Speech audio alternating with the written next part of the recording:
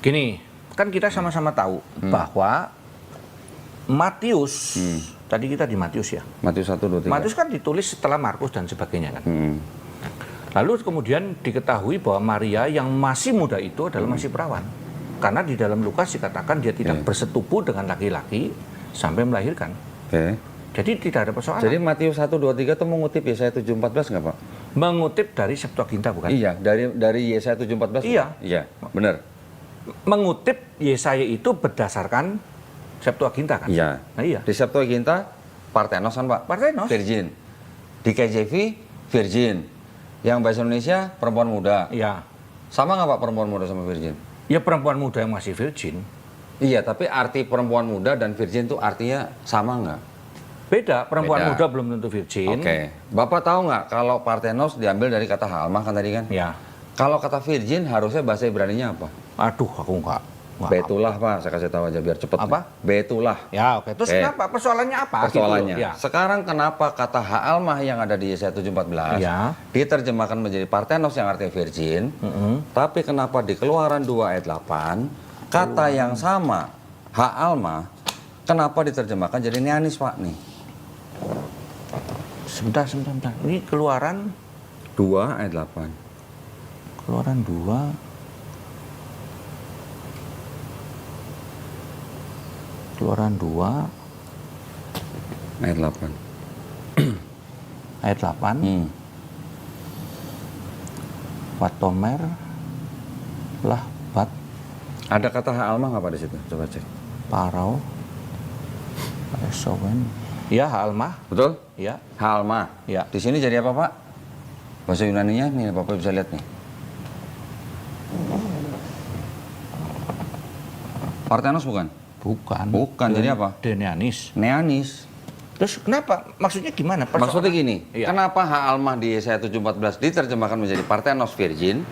Kenapa ha'almah di Keluaran 2 ayat 8 diterjemahkan menjadi neanis wanita muda? Di Septuaginta maksudnya. Ini Septuaginta, ya, Pak. kita lihat Septuaginta. Ya.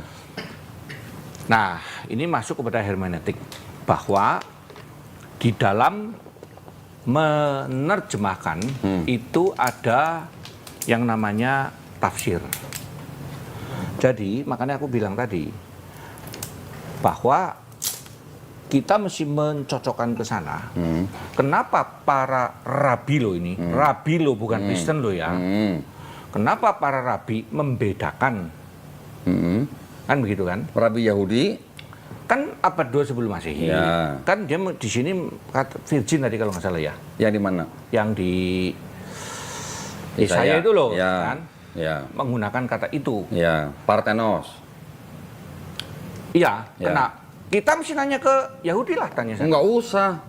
Enggak usah Pak nanya Yahudi. Nah, coba jawabannya gimana dulu? Karena orang Kristen mengubah kata neanis yang ada di dalam Yesaya 7:14 menjadi Parthenos supaya cocok dengan Matius 1, 2, 3. Sebentar. Jadi, menurut Kohdondi, Septuaginta itu aslinya neanos. Neanis. Iya, neanis. Di Septuagintanya. Ya. Di sini tadi neanis bukan? Yang Keluaran 28 neanis, tapi Enggak, Yesaya yang tadi. 7:14 jadi Parthenos. Kenapa dipakai? Lah Bapak yang pakai. Lu saya enggak. Loh, kalau enggak kenapa KJV jadi virgin? Kami KJV itu- menerjemahkan virgin dari mana, Pak? Maka- Dari sini. Maka kalau di kami ini, waktu menjelaskan itu dikaitkan dengan Yesaya itu. Iya. Bahwa ini adalah perempuan muda yang masih perawan. Bapak tahu perspektifnya Yahudi perempuan muda itu siapa di Yesaya 7:14? Itu adalah istrinya Nabi Yesaya sendiri, Pak. Anak kedua itu sedang mengandung anak keduanya Yesaya. Jadi perempuan muda tidak harus selalu perawan. Tapi kalau perawan ada yang tua, Pak. Perawan walaupun tua disebutnya betulah gitu. Ya. Nah, Ya, itu boleh. bukti. Ini bukti, Pak. Ini bukti bahwa Kristen mengubah Septuaginta sesuai dengan kacamatanya Kristen. Sebentar. Sebentar, Pak. Ini bukti bahwa Kristen mengubah terjemahannya Septuaginta, artinya diresensi, Pak, ya, oleh Bapak Gereja di abad kedua, ketiga, keempat oleh Origen, Lucian, dan Hesesius, sehingga Yesaya 7:14 matching dengan Matius 1, 2, 3. Gini, Kodondi punya nggak Septuaginta yang asli? Bapak yang punya nggak? belum diubah. Bapak punya nggak? Enggak. Nggak ada. Memang aslinya sudah nggak ada. Ya sudah, kenapa Loh, ngomong diubah? Makanya kalau Bapak bilang tidak diubah, saya tanya Bapak, kenapa yang di Yesaya Parthenos, kenapa yang di Keluaran 28 Nyanis? Makanya aku nanya, tanyalah sama orang Yahudi tadi Loh, katanya. Kita yang bicara enggak. Yahudi. Kan yang Bapak- menerjemahkan kan orang Yahudi. Gini, sekarang gini Pak. Kalau ini saya kasih ke orang Yahudi, mereka mau nggak baca Pak? Ya nggak tahu saya. Nggak mau. Nyoba aja. Nggak mau. Lalu Yahudi pakai Ini. Septuaginta nggak? Enggak. Ya sudah. Nah itu dia makanya. Ya udah. Jadi orang Kristen menggunakan tanah tapi melalui Septuaginta. Tidak juga. Karena kami Kalau nggak itu- pakai Septuaginta, kalau nggak lewat Septuaginta lewat mana Pak? Karena kami ini kalau teolog yang benar itu semua dijejer. Bahkan seluruh terjemahan pun kita lihat lalu asalnya dari mana. Sehingga lalu kemudian diambil kesimpulan. Kenapa dipakai virgin kita terima? Kenapa bukan perempuan muda? Karena di dalam Lukas juga disebutkan bahwa dia tidak bersetubuh sampai melahirkan Yesus. Ya. Itu. Oke. Itu tidak menjawab pertanyaan saya Pak. Kalau tidak lewat Septuaginta, perjanjian lamanya Kristen dari mana? Perjanjian lamanya Kristen sekarang atau kapan? Oh iya, Kristen dari mulai awal sampai sekarang Pak, yang Bapak pakai ini. Ya dari yang Yudai bahasa Ibrani dong. Kenapa dari Septuaginta? Bapak nggak tahu bahwa perjanjian lama Bapak itu diambil dari Septuaginta. Tahu, wong kita Nah. juga baca, saya punya juga itu Septuaginta. Nah. Cuma persoalannya kami tidak menjadikan itu sebagai satu patokan harus pakai itu. Maka waktu kami Nah, menjelaskan, sekarang KJV perjanjian lama diterjemahkan dari mana Pak? KJV diterjemahkan Dari kalau nggak salah dari PL-nya? Septuaginta. Septuaginta. Iya. Maka saya tidak selalu menggunakan KJV. Nah, sekarang Saya KJV, bandingkan. kalau KJV Virgin, LAI perempuan muda, yang salah yang mana? Dicombine. Karena memang Maria masih muda. Di-combine itu menurut siapa? Menurut Kristen. Menurut Kristen. Menurut Yahudi itu bukan untuk Maria. Nah, itu urusannya Yahudi. Nah, Kan dipusingin amat. Urusan kita. Yahudi, tapi kenapa Bapak pakai gitu loh maksudnya? Karena saya setuju dengan Yahudi Paulus dan Yahudi Yesus. Yahudi Paulus itu pagan, Pak. Tidak. Nah, sekarang Oh, dia rabi kok pagan gimana sih? Loh. Sekarang saya tunjukin. Dia rabi loh. Oke, sekarang kalau rabi Yahudi, Pak, Anda nggak percaya Tuhan bisa jadi manusia? Loh, tadinya ya enggak. Kan dia kemudian dapat Jadi wahyu. percaya. Iya. Oleh siapa? Oleh wahyu Tuhan. Wahyu siapa? Yesus. Wahyu Yesus. Baca ini, Pak. Apa ini? Analogi to the history of Christ and when we say all of that to the world.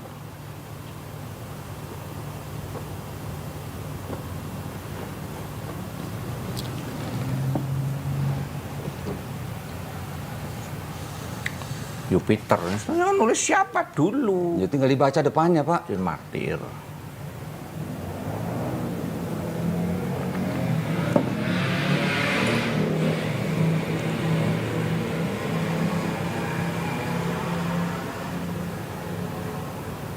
Ini mesti diterjemahkan dengan benar. Ya, kalau menurut Bapak yang menerjemahkan ini tidak benar, tolong Bapak terjemahin coba. Dari tulisannya Justin Martyr. Yang benar seperti apa? Aku enggak bisa komentar dulu. Gini, Justin Martyr sebagai orang-orang yang awal ya, itu pertama dia tulis kepada siapa? Karena dia Kepada anaknya sendiri yang orang sebagai warga negara Romawi Ya. dan kepada Kaisar. Nah, jadi dia ngomong sama mereka, kalau kamu melihat bahwa Word itu, tentu kamu anggap itu anaknya Jupiter gitu kan, kira-kira begitu. Nah, ini We penjelasan. propound nothing new, nothing different. We Iya. propound nothing different. Jadi apa yang dipandang? From what you believe, Ya. ya. Sebagai apa? Sons of Son of Jupiter. Jupiter. Berarti apa yang Justin Martyr anggap Yesus itu sebagai putra sulung Tuhan yang lahir tanpa persubuhan, yang disalib, yang mati hari ketiga. We propound nothing different than what you believe and esteem as sons of Jupiter. Terus kenapa?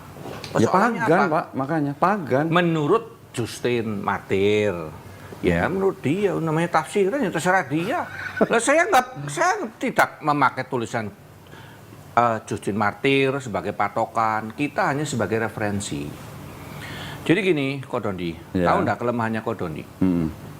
Saya selama ini melihat Kodondi itu ya, menggunakan berbagai tulisan secara potongan, lompat dari sana, lompat dari sini. Jelasin saya Pak, yang utuhnya gimana? Harusnya pertama kalau kami di teologi misalnya mau membahas tentang Justin Martyr itu akan menjadi disertasi tersendiri. Kita tidak bisa mengambil satu potong kalimat itu, kemudian kita berarti pagan, gitu loh. Satu, itu dulu. Kayak Calvin. Calvin sampai hari ini nih, para pembenci Calvin yang tidak tahu Calvinisme, itu menyerang terus saya menggunakan istilah memperkosa gedebok pisang. Gedebok pisang dikira perempuan diperkosa bisa-bisan. Padahal gedebok pisang. Kenapa? Mereka baca aja tidak pernah. Oke. Itu loh maksudnya. Sekarang pertanyaan saya gini, Pak. Kalau Bapak bilang tadi kekurangan saya adalah saya mengambil potongan-potongan itu dan tidak mengambil secara utuh. Saya tanya Pak Heno, apakah Kristen tidak memperkosa konteks yang ada di dalam tanah? Tidak. Tidaknya di mana? Karena semua integrated.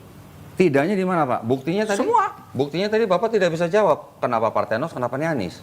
Loh, kan dibilang itu terjemahan. Salah satu terjemahan kan bisa ditambahkan. Saya udah dari awal udah ngomong. Enggak. Bisa ditambahkan, bisa semua terjemahan. Justru gini, Pak. Yang saya maksud dengan konteks adalah ketika bicara misalnya Yesaya 7:14 itu sedang bicara tentang siapa? Tentang anaknya yang kedua daripada Yesaya sendiri. Itu konteksnya orang Yahudi. Menurut Yahudi. Iya, ini kan kitabnya Yahudi, Pak. Ini kan kitabnya Yahudi. Kan itu tafsirannya Yahudi. Ini kitab siapa? Iya. Nah, itu ini kitab Kristen siapa? juga. Enggak. Kristen. Bukan. Kitabnya dua. Bukan. Kristen yang ini, Pak. Apa Bukan itu? yang ini. Ini Tanakh, ini Septuaginta. Oh, Kitab salah. Kristen yang ini. Di sini situ Buktikan salah. saya salah. Buktikan saya salah di mana, Pak? Buktikan salah saya di mana? Kekristenan itu memakai PL atau tanah. Perhatikan ya, PL Perjanjian Lama atau tanah dan Perjanjian Baru. Itu dulu. Salah. Ya terserah. Bukan tanah. Lalu kita buktikan. Apa?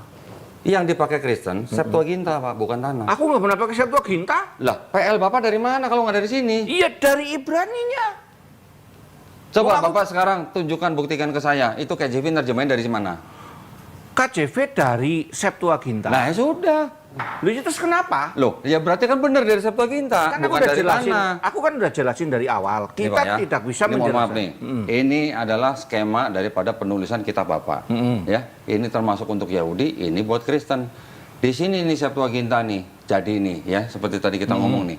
Ini yang menjadi Old Testament-nya Kristen, Septuagint, Pak, bukan tanah, bukan ini nih. Nah, sekarang kasih tahu nih. Sekarang kasih tahu. Ya. Kalau sekolah teologi itu disebutkan bahwa Septuaginta itu adalah salah satu di antara terjemahan.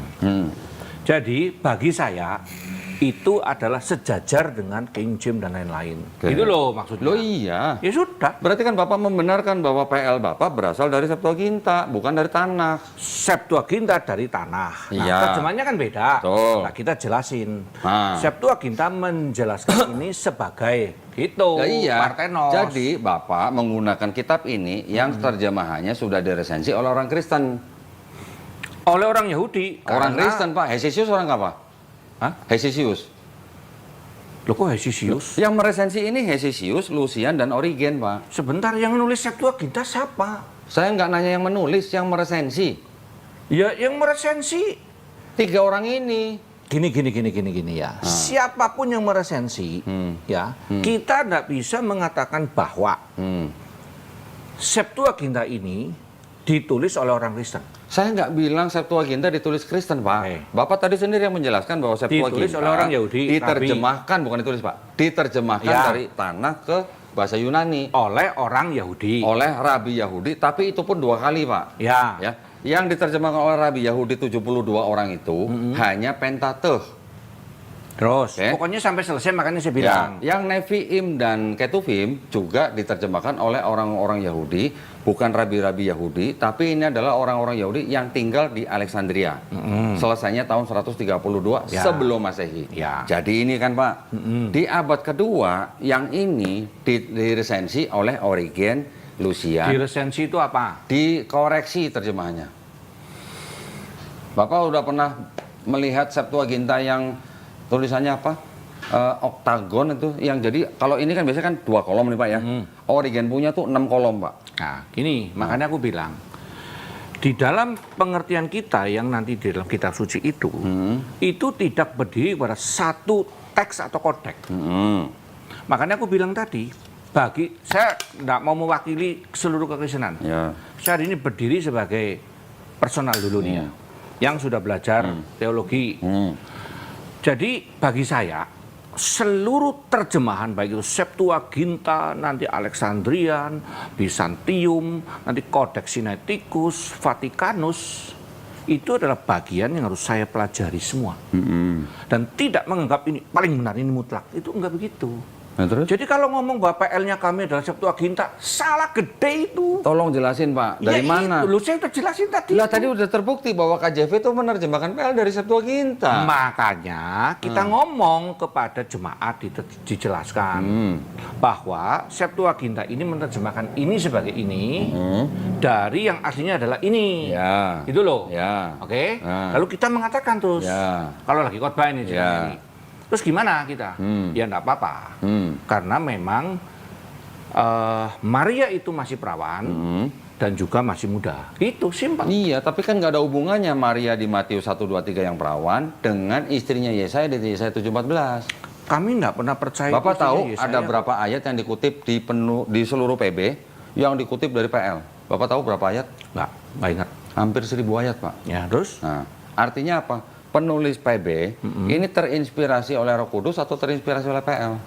Terinspirasi oleh Roh Kudus yang juga menginspirasi para penulis PL. PL yang Septuaginta. PL yang Apakah Septuaginta diterjemahkan berdasarkan inspirasi Roh Kudus? gini, makanya saya bilang tadi nih. Saya bilang tadi nih ya, perhatikan ya. Penulis daripada PL adalah Roh Kudus melalui orang-orang.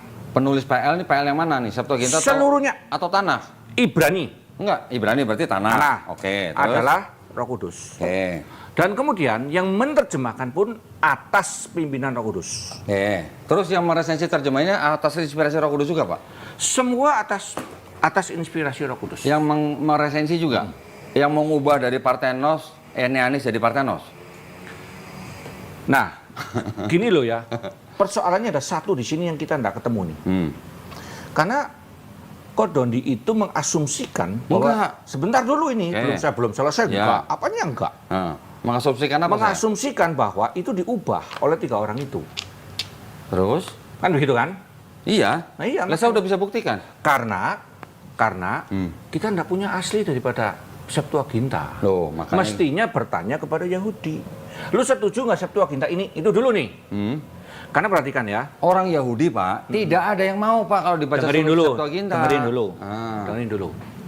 Septuaginta itu diberikan untuk siapa? Septuaginta itu diperuntukkan sebenarnya untuk perpustakaannya Raja Ptolemy II. Ya. Nah, Dan diterjemahkan oleh orang Yahudi sendirilah. 2 kali, Pak. Ya, Ah. nah kita jangan kembali ke dasar tahun ini. enggak, kumpul dasar ini. itu penting juga, Pak, Loh, masalahnya. iya, kan sama-sama sepakat sudah. Ya. Pokoknya sampai dengan abad kedua Ya. sebelum Masehi selesai. Oke, di situ dipegangkan gitu Belum kan. ada Kristen, Pak, ya? Ya belum ada Kristen. Oke. Terus? Pertanyaanku simpel. Orang-orang Yahudi membaca Septuaginta nggak? Enggak. Kata siapa? Yahudi Waktu mana, itu, Pak? waktu itu. Waktu itu iya baca. Iya. Ya. Waktu itu adalah orang-orang Yahudi yang sedang hidup di dalam budaya Helenisme. Nah, terus? Jadi itu Terus? namanya penterjemahan. Maka waktu Yesus membaca itu kitab suci di dalam Lukas, Yang dibaca Yesus apa nih, Pak? Septuaginta. Yakin, Pak? Yakin. Jadi Yesus ngomong bahasa Yunani. Yesus ngomong bahasa Aram. Nah, terus kok bisa baca Septuaginta? Lu memang waktu itu yang dipakai Septuaginta? Berarti Yesus bisa bahasa Yunani. Bisa. Kenapa tidak? Yakin, Pak? Yakin. Nggak pernah ngomong Eli Eli lama sabachthani, Pak? Eli sama ini bahasa Aram, itu betul. Nah, tapi terus? apakah Nggak, berani Eli mengasumsi? Eli lama sabachthani bukan Aram, Pak. Itu Ibrani. Cuman dialek Syriak. Nanti ada satunya di Nanti yang di Markus baru itu diaramkan. Aram. Oke. Terus saya koreksi dulu nih, Pak, Ya. makanya. Sudah koreksi, aku mau bener kok. Ah, udah ya, oke. Nggak Oh, apa-apa kan aku- tadi bilang itu Enggak, yang Aramai. satunya, aku mau yang satunya di Oke, Aramai. Eloi, Eloi baru Eloi, Aram. ya. Udah. Terus? Nah, apakah Nggak, kita berani mengasumsi? buktikan ke saya bahwa Yesus bicara bahasa Yunani, Pak. Buktikan ke saya Yesus bicara bahasa Iya. Yunani. Iya. Minta bukti apa? Ayat. Enggak ada. Nah, berarti kalau Bapak tadi bilang Yesus membaca kitab Septuaginta, buktinya apa kalau bukan asumsi? Gini ya, kita mesti kembali dulu ke zaman itu, bahwa Lingua franca. lingua franca itu adalah di dalam bahasa Yunani. Istilahnya bahasa internasional, mungkin hari ini bahasa Inggris lah. Sebagai rabi, dia pasti mempelajari semua bahasa. Hari ini saja, saya ini yang bukan tanda petik rabi lah ya. Rabi itu kan sana jadi pengajar. Dia pasti pelajari seluruh teks. Itu loh. Belum tentu, Pak. Tidak Belum tentu juga. gimana caranya dia menjelaskan. Belum tentu, Pak. Rabi Yahudi belum tentu belajar bahasa lain untuk baca Tanakh. Ya itu Setahu kalau belum saya, Pak, tentu ya. kan bisa, ya sama-sama setahu lah. Kita Iya. membahas sesuatu yang nggak ada dasarnya semua. Enggak. Setahu saya juga pasti belajar harusnya. Oke, terus, Pak. Nah iya, Terus? nah, jadi sehingga sebagai orang rabi, baik Paulus, apalagi Paulus pasti ngerti banget karena dia Karena dia pernah jadi warga negara Romawi. Ya, karena internasional. Nah Yesus di dalam jajahan Romawi, di mana dia menjadi rabi, pasti dia akan belajar Septuaginta. Kenapa? Karena teks di dalam zaman itu dipegang oleh siapa? Kan nggak seperti hari ini beredar ya di WA juga ada. Yang beredar ya teks Yunani. Kenapa? Karena memang Helenisme ada di situ. Iya. Lalu kenapa kita mengasumsikan Yesus nggak ngerti bahasa Yunani? Itu kan juga asumsi semua. Lah kalau sudah begitu tuh menjadi dasar asumsi demi asumsi spekulatif itu. Nah, ya sama kan Bapak juga spekulatif berarti kalau begitu. Nah iya terus buat apa? Ketika Bapak mengatakan Yesus membaca Septuaginta, dari mana Bapak bisa mendapatkan Dari keterangan seperti itu? kutipan yang dia baca waktu dia mengambil teks dicocokin atau Septuaginta. Gitu loh. Yang mana? Dari? Waktu Yesus itu kan membaca satu teks itu loh. Iya. Maka dia mengambil satu teks itu, Iya. seingat saya Septuaginta. Sekarang Bapak lebih setuju mana? Yesus membaca kitab Septuaginta atau Yesus membaca kitab gulungan-gulungan dalam bahasa Ibrani? Ini ngomongnya lagi di dalam bait suci loh, Pak. Iya. Ya, di dalam bait suci ada nggak Rabi membaca kitab dalam bahasa Yunani? Ada nggak, Pak? Yang mereka baca pasti bahasa Ibrani. Belum tentu. Karena Belum ini tentunya. orang buangan, baru pada pulang. Siapa yang buangan? Iya. Israel itu kan dibuang. Enggak, saya ngomongin Yesus nih. Loh, Yesus memang lahir di sana. Tetapi ini orang-orang itu kan semua sudah dipengaruhi oleh Helenisme. Sehingga yang berlaku adalah bahasa Yunani. Sehingga Septuaginta tentu di tempat itu sefamiliar tanah. Itu loh maksud tuh. Sefamiliar Tanakh, oke, Pak. Iya. Ya.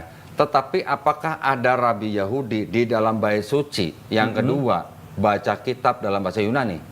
Ya mungkin ada, nggak dijelasin. Kenapa tidak? Sekarang Bapak pelajarin aja Rabi Yahudi di dalam bait suci sampai hari ini membaca gulungan Tanakh itu dalam bahasa apa, Pak? Nggak ada yang baca dalam bahasa Yunani, Pak. Persoalannya kan satu. Karena kemudian setelah muncul kekristenan, orang Yahudi melihat bahwa ini pro-Kristen. Yang mana? Tanah itu apa? Septuaginta itu. Septuaginta. Sehingga dia nggak mau baca. Tapi zaman itu belum ada kekristenan. Ya dibaca, masalahnya di mana? Nah, sekarang gini, kalau Bapak bilang pro-Kristen, ya memang pro-Kristen Septuaginta. Ya karena memang... Kalau nggak pro-Kristen, nggak mungkin jadi perjanjian lamanya Kristen, Pak. Nah sekali lagi saya koreksi lagi. Nah, coba. Perjanjian namanya Kristen itu tanah. Bukan. Tanah. Coba Bible versi apa yang perjanjian lamanya diterjemahkan dari tanah? Oh banyak. Nah, coba sebutin salah satunya. Aku lupa itu. Saya bisa cek nanti di sini. Coba cek. Ah nanti lain waktu kali ya. Nah, Gini, nggak ada, Pak. Saya bisa Ada, katakan nggak ada. ada. Nah, coba saya tunggu nanti Bapak kabarin saya. saya kalau nggak salah itu yang versi